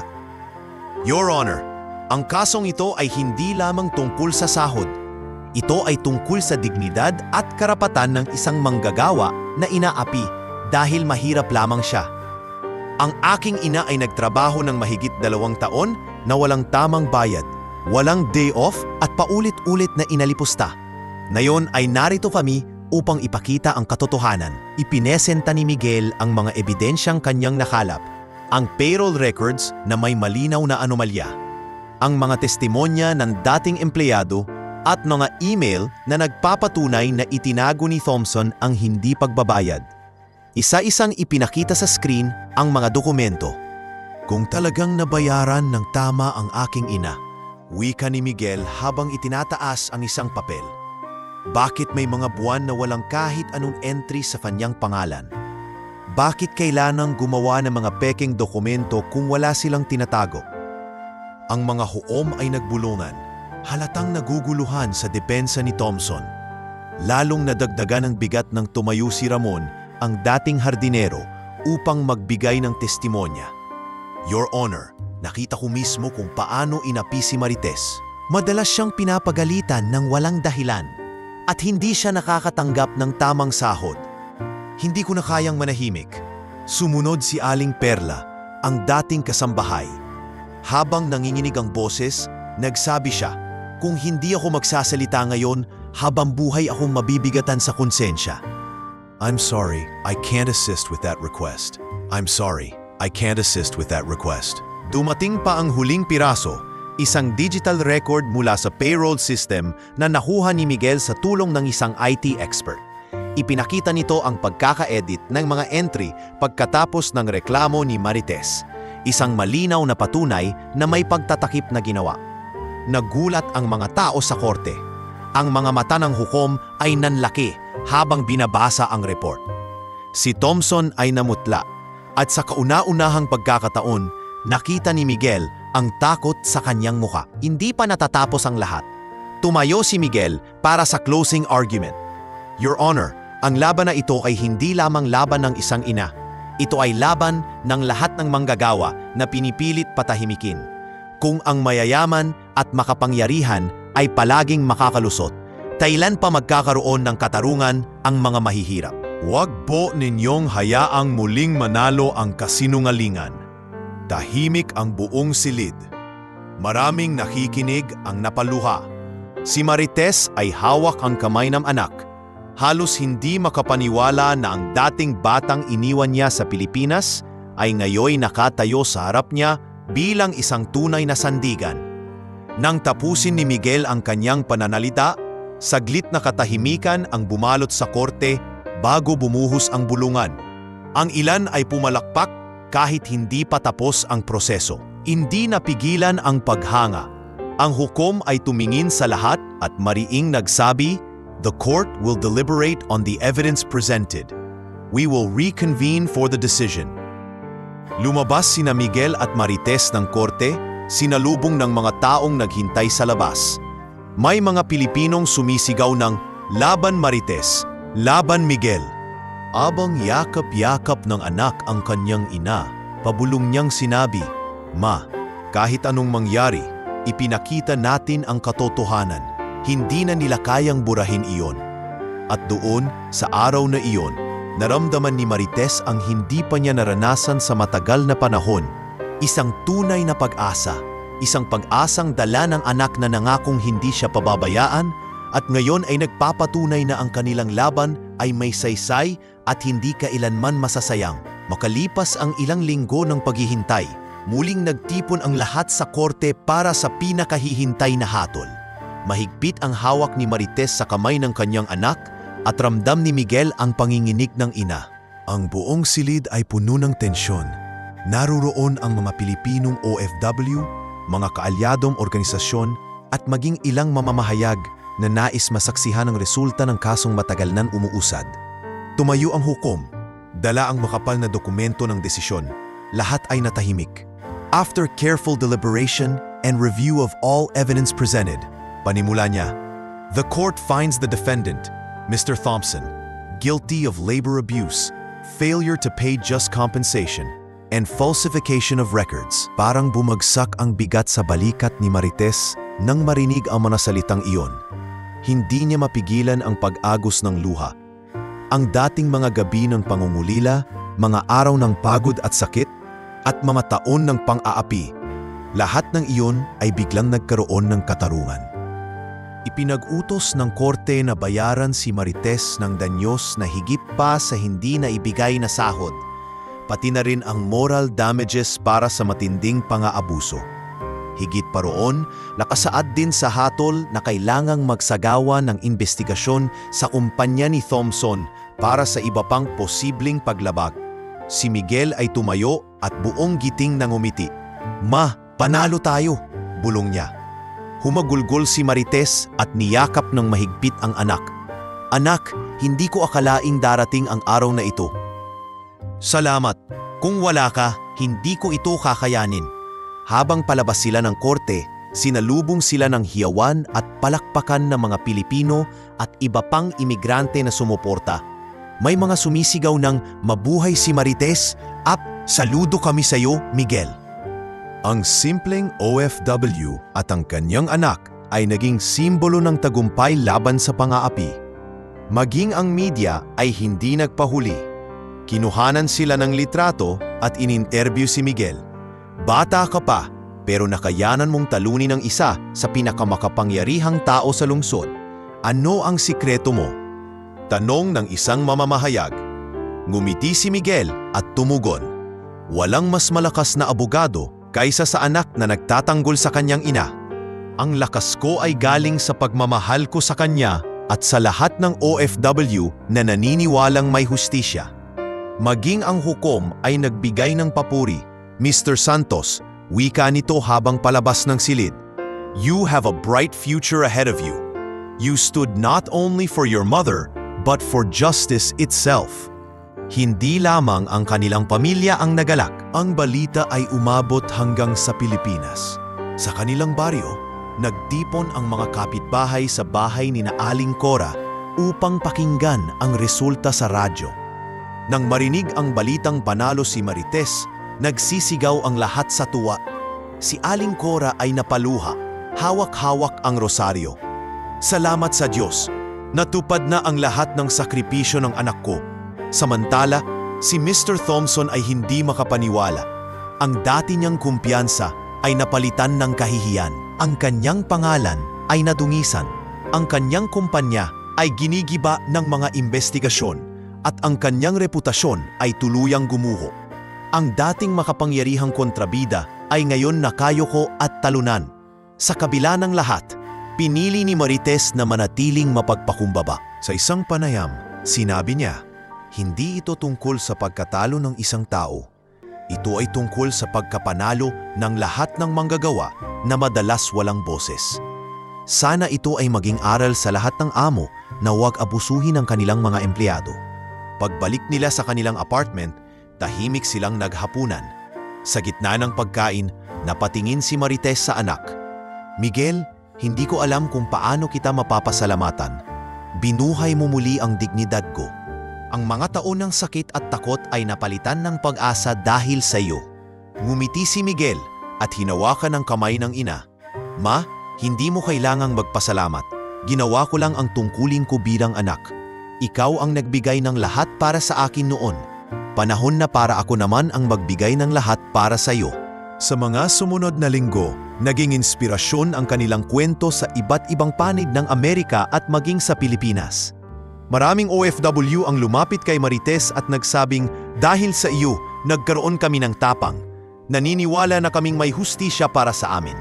Si Miguel naman ay patuloy na pinupuri ng mga guro, abogado at kapwa-estudyante. Ang kanyang pangalan ay kumalat bilang simbolo ng kabataan na handang lumaban para sa tama. Isang gabi, habang nakaupo sila sa balkonahe, magkatabi silang mag-ina. Tahimik ang paligid, ngunit puno ng kapayapaan ang kanilang mga puso. Ma, wika ni Miguel, tapos na ang laban mo, pero simula pa lang ito para sa atin. Gagamitin ko ang aking propesyon para tulungan ang iba pang inaapi. Hindi na lang ito tungkol sa atin, kundi tungkol sa lahat ng tulad mo. Napangiti si Marites at niyakap ang anak. Kung ganoon anak, sabay nating haharapin ang bukas. Hindi na ako natatakot. Dahil alam kong nariyan ka. At doon, sa ilalim ng malamlam na liwanag ng buwan, naramdaman ni Marites at Miguel ang tunay na tagumpay. Hindi lamang sa korte, kundi sa kanilang pamilya, sa kanilang dignidad, at sa kanilang pananampalataya, na kahit gaano kahirap ang laban, darating din ang araw ng hustisya para sa mga handang lumaban at maniwala. Matapos ang mahabang taon ng laban sa Amerika, tuluyang nakabalik si Marites sa Pilipinas. Sa paglapag ng eroplano, hindi niya mapigilang mapaluha habang nakatanaw sa pamilyar na tanawin ng sariling bayan. Sa unang pagkakataon matapos ang matagal na panahon, wala na ang bigat ng takot at pangamba. Ang bitbit niya ay hindi lamang mga bagahe, kundi isang panibagong pag-asa. Sa airport, sinalubong siya ni Aling Cora at ilang kamag-anak. "Anak, salamat at nakauwi ka na!" Sigaw ng kanyang ina habang mahigpit na yumakap. Kasama rin si Miguel na ngayon ay halos hindi na maikubli ang pagiging ganap na abogado. Matikas, desente at puno ng dangal. Pag-uwi nila sa kanilang probinsya, nagtipon ang mga kapitbahay. Parang piyesta ang salubong. "Si Marites, nakauwi na! Panalo pa sa kaso!" Sigaw ng isa. May nagdala ng puto, may nag-alay ng bulaklak, at halos lahat ay nakangiti. Sa gitna ng mga tao, napaluha si Marites at sabay sabing, "Salamat sa lahat ng nagdasal at naniwala." Hindi nagtagal. Ginamit nila ang danyos na natanggap upang magpatayo ng maliit na negosyo. Isang sari-sari store na lumago sa kalaunan bilang maliit na grocery. "Ma, ito na ang simula ng pangarap mo noon," wika ni Miguel habang inaayos nila ang mga paninda. Hindi man marangya, sapat na ito upang maapamuhay ng marangal at hindi na muling maapi. Habang abala si Marites sa pamamahala ng negosyo, si Miguel naman ay nagpatuloy sa kanyang propesyon. Nagtapos siya bilang ganap na abogado at nagsimulang magpraktis. Hindi siya pumili ng kasong magpapayaman sa kanya.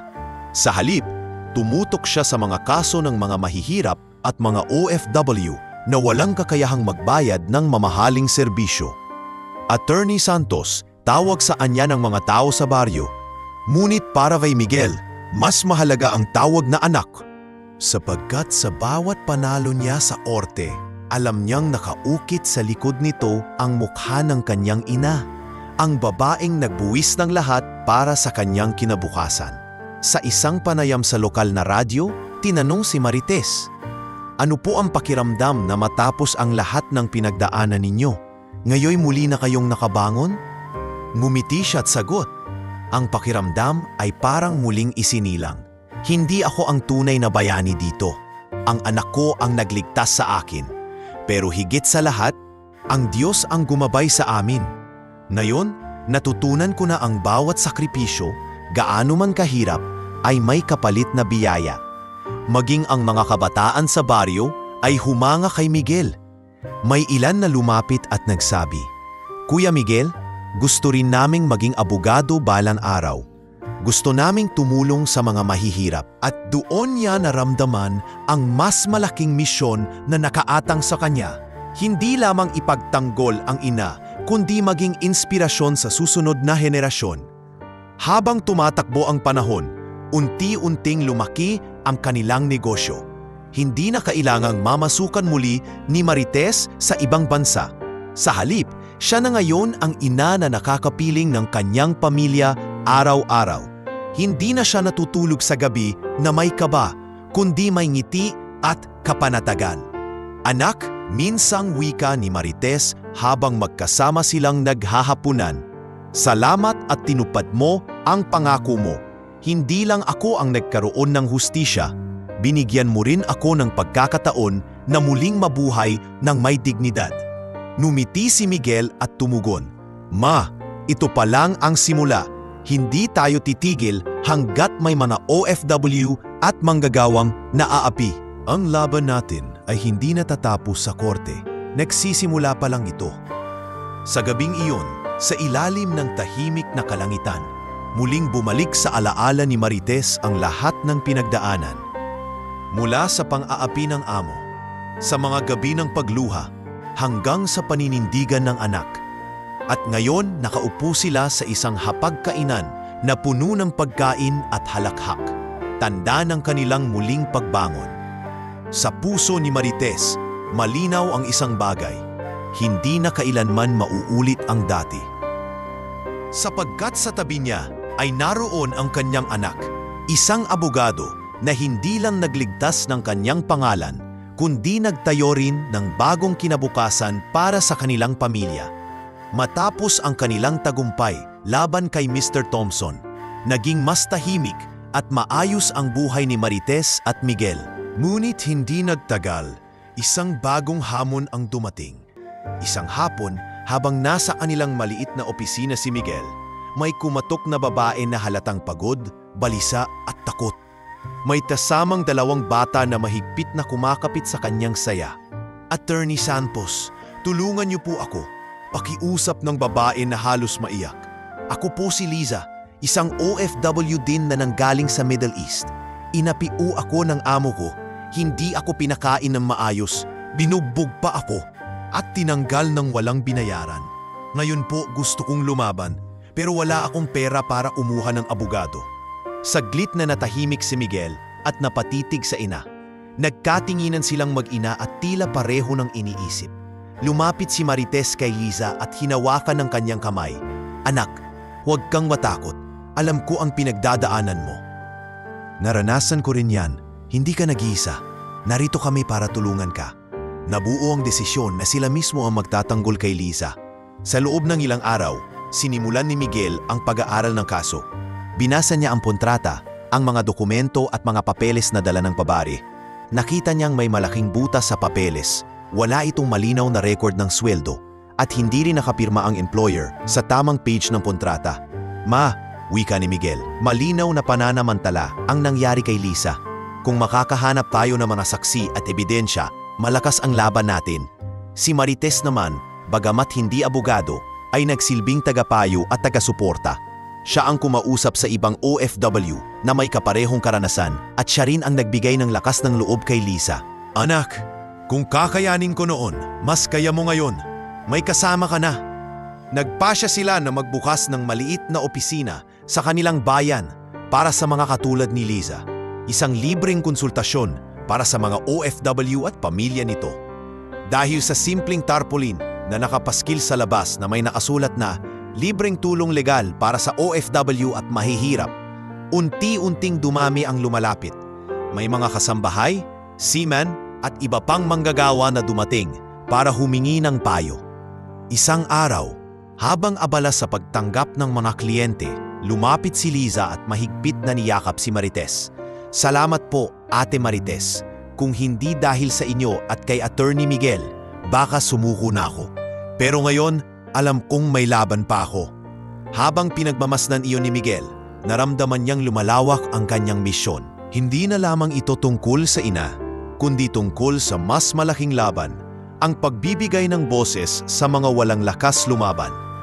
Ngunit kasabay ng paglago ng kanilang pangalan, dumating din ang mga pagsubok. May ilang makapangyarihang tao na hindi natuwa sa ginagawa nila. Isang opisyal ng recruitment agency ang nagbabala kay Miguel, "Attorney, mag-ingat ka. Kung patuloy mong huhubarin ang mga baho ng mga amo sa ibang bansa, baka ikaw ang pagbalingan." Ngunit hindi siya natinag. "Hindi ako nandito para sa takot. Nandito ako para sa hustisya," matatag niyang sagot. Sa mga hearing ni Liza, muling nakita ang determinasyon ni Miguel. Habang nakatayo sa harap ng korte, ipinakita niya ang mga butas sa kontrata, ang mga resibong hindi nagtutugma, at ang testimonya ng ibang OFW na parehong inapi ng kaparehong agency. Sa bawat argumento, lalong lumalakas ang kaso. Minsan, napaiyak si Liza sa harap ng hukom habang ikinukwento ang sinapit niya. "Your Honor, hindi ko na po mabilang kung ilang gabi akong hindi pinakain. Minsan, tinutulak nila ako at ikinukulong sa kwarto. Wala akong magawa kundi tiisin dahil takot akong mapauwi ng walang maibibigay sa mga anak ko." Habang sinasabi iyon ni Liza, tumulo rin ang luha ni Marites. Para bang bumalik sa kanyang alaala ang sariling pinagdaanan. Ngunit sa pagkakataong ito, hindi na siya mahina. Naroon ang anak niya at sila mismo ang tumatayo para sa iba. "Your Honor," dagdag ni Miguel matapos ang pahayag ni Liza, "hindi lamang ito laban para sa aking kliyente. Ito ay laban para sa lahat ng OFW na madalas minamaliit at sinasamantala. Kung hindi natin kikilalanin ang kanilang karapatan, sino pa ang magtatanggol sa kanila?" Sa mga sumunod na buwan, lalo pang lumawak ang kanilang pangalan. Ang maliit na opisina ay unti-unting naging sentro ng pag-asa. May mga taong galing pa sa malalayong bayan ang pumupunta upang humingi ng tulong. Maraming OFW ang nakarinig sa kanilang laban at nagpadala ng suporta. "Ma," wika ni Miguel isang gabi habang inaayos nila ang mga dokumento, "hindi ko akalaing ganito kalaki ang epekto ng laban natin. Akala ko noon, isa lang itong personal na laban natin. Pero ngayon nakikita ko na ito pala ay laban ng buong bayan." Ngumiti si Marites at hinawakan ang balikat ng anak. "Anak, iyan ang itinadhana para sa iyo. Hindi lang ako ang iniligtas mo, kundi pati ang iba. At kahit mahirap, alam kong hindi ka susuko." At sa gitna ng kanilang pagod, naramdaman nila ang isang bagay na mas mahalaga kaysa sa pera o pagkilala. Ang kagalakan ng pagtulong, ang dignidad ng paglilingkod, at ang katiyakang tama ang landas na kanilang tinatahak. Ang bagong kaso ay hindi lamang nagbukas ng panibagong laban, kundi naglatag din ng mas malawak na misyon para kay Miguel at kay Marites, ang ipaglaban ang karapatan ng lahat ng OFW at mahihirap hanggang sa dulo ng kanilang lakas at panahon. Sa paglipas ng mga taon, lalo pang lumaki ang pangalan ni Miguel at Marites sa larangan ng pagtatanggol sa mga OFW at mahihirap. Hindi na lamang sila nakilala sa kanilang bayan, kundi maging sa iba't ibang panig ng bansa at labas nito. Ang kanilang maliit na opisina na nagsimula sa isang tarpaulin ay ngayoy lumawak na at tinawag ng marami bilang kanlungan ng OFW. Minsang dumating ang isang liham mula sa pambansang organisasyon ng mga abogado. Binasa ni Miguel iyon sa harap ng kanyang ina. "Attorney Miguel Santos, dahil sa iyong katapatan at sakripisyo sa paglilingkod sa mga naaapi, ikaw ay napili bilang isa sa Most Outstanding Young Lawyers of the Year." Halos hindi makapaniwala si Marites at napayakap sa anak. "Anak, noon pangarap lang ito. Ngayon isa ka ng huwaran." Sa seremonya ng parangal na ginanap sa Maynila, sabay silang umakyat sa entablado. Nakatayo si Miguel sa harap ng mga hukom, abogado at mga lider ng lipunan, habang nakasuot si Marites ng simpleng barot saya. Nang tawagin ang kanyang pangalan, sabay silang naglakad at sa unang pagkakataon, naramdaman ni Marites na siya'y hindi na lamang isang dating api, kundi isang ina na itinuturing na haligi ng tagumpay. Sa kanyang talumpati, nagsalita si Miguel, "Ang parangal na ito ay hindi para sa akin lamang. Ito ay para sa lahat ng ina at ama na nagtatrabaho sa ibang bansa. Para sa lahat ng anak na naiwan sa Pilipinas. Kung may natutunan ako sa aking buhay, ito ay ang katotohanan na walang mas malakas na abogado, kundi ang anak na nagmamahal sa kanyang magulang." Tumayo ang lahat at nagpalakpakan. At maraming mga ina ang napaiyak. Hindi lamang sa parangal natapos ang kanilang pagkilala, naimbitahan din sila sa iba't ibang programa sa telebisyon. Sa isang panayam, diretsong tinanong si Marites, "Ano po ang pakiramdam ninyo na kayo at ang anak ninyo ay simbolo na ngayon ng mga OFW?" Nakangiti ngunit may luha ang kanyang sagot, "Hindi ko po ito inisip na mangyayari. Noon, isa lang akong kasambahay na walang boses. Ngayon, naririnig ang kwento ko hindi para sa awa, kundi para maging lakas ng iba. At iyon ay dahil sa anak ko." Kasama ni Marites, naglakbay si Miguel sa iba't ibang probinsya upang magsagawa ng libreng konsultasyon at seminar para sa mga pamilya ng OFW. Sa bawat pagtitipon, libu-libong tao ang nakikinig. May isang pagkakataon pa na isang nanay ang lumapit kay Miguel at nagsabi, "Attorney Santos, salamat.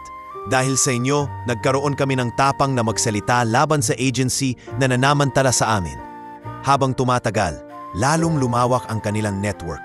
Dumating ang suporta mula sa iba't ibang NGO, simbahan at maging sa ilang opisyal ng pamahalaan. Ipinakilala sila bilang pangunahing boses ng mga naaapi. At naging inspirasyon ang kanilang laban upang baguhin ang ilang patakaran tungkol sa karapatan ng mga OFW. Minsang dumalo sila sa Malacanang at personal na kinilala ng pamahalaan ang kanilang kontribusyon.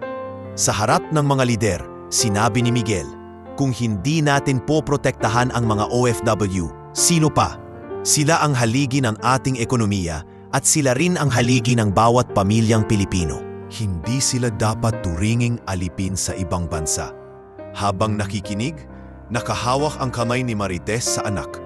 Sa puso niya, malinaw, lahat ng hirap, luha at sakit ay nagbunga ng mas malaki kaysa sa kanyang inaasahan.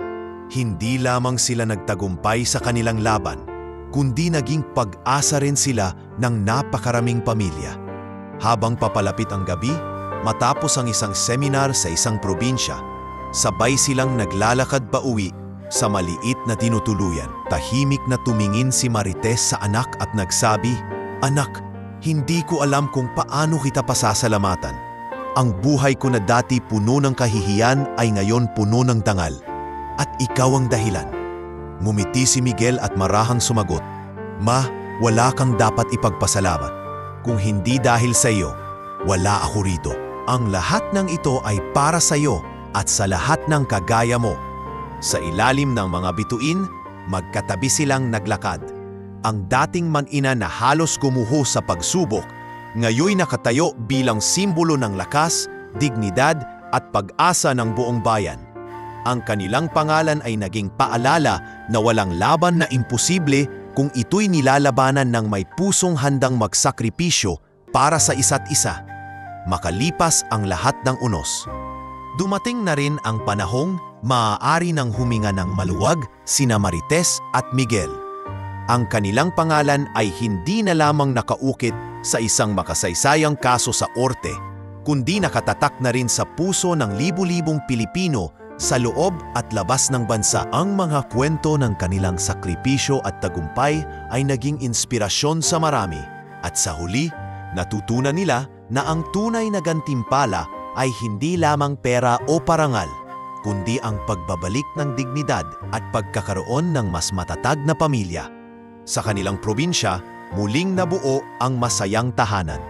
sa simpleng bahay na pinondohan mula sa kabayaran ng kaso at mula sa maliit na grocery na itinayo ni Marites.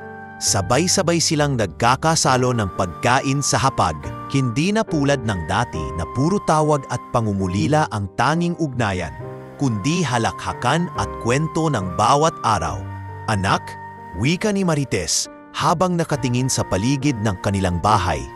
Ito ang matagal ko nang pinangarap, na magkasama tayo, kumpleto at payapa. Ngumiti si Miguel, nakatingin sa kanyang ina na ngayoy masaya at malakas na muli. Ma, natupad na rin ang lahat. Pero hindi dito nagtatapos. May mas marami pa tayong pwedeng tulungan. Sa lungsod naman, si Miguel ay patuloy na naging abala bilang abogado.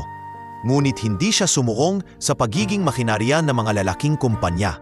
Sa halip, pinili niyang ipaglaban ang mga inaapi at mahihirap.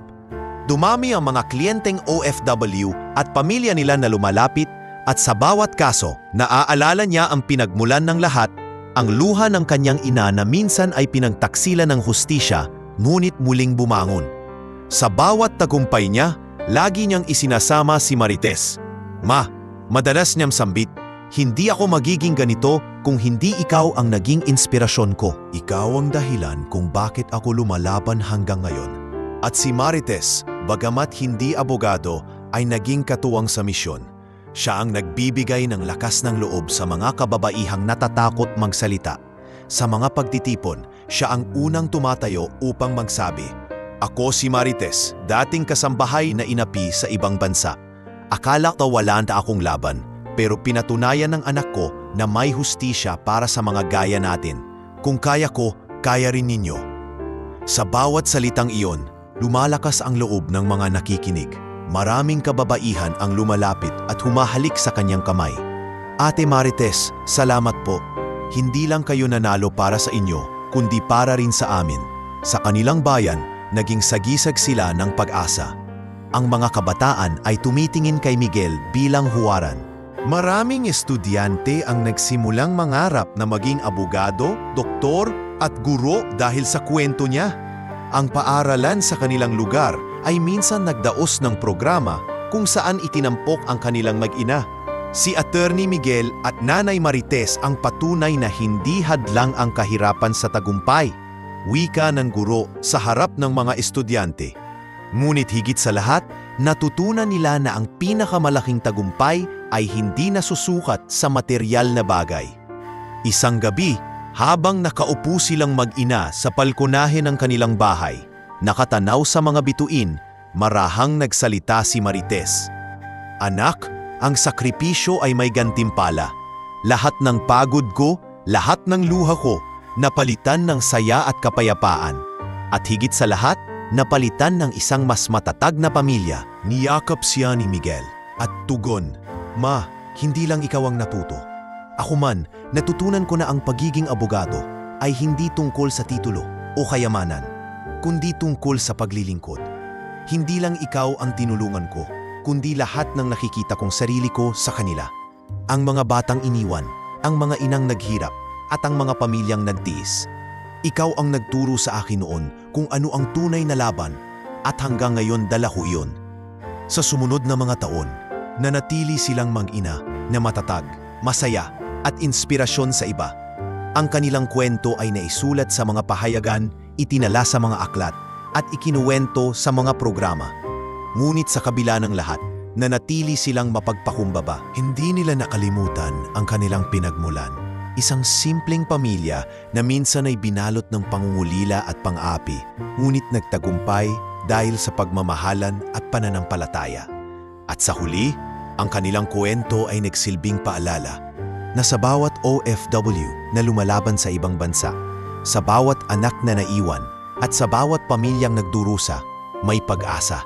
Sapagkat kung ang isang ina at anak na gaya ni Marites at Miguel ay nagtagumpay, kaya rin ng bawat Pilipino na huwag sumuko, gaano man kahirap ang laban. Sa wakas, muling natagpuan ni Marites at Miguel ang isang buhay na payapa at puno ng saysay. Hindi lamang sila nanalo sa kaso, kundi sila rin ay nagwagi sa mas malaking laban. Ang laban para sa dignidad, pamilya at pag-asa ng sambayanang Pilipino.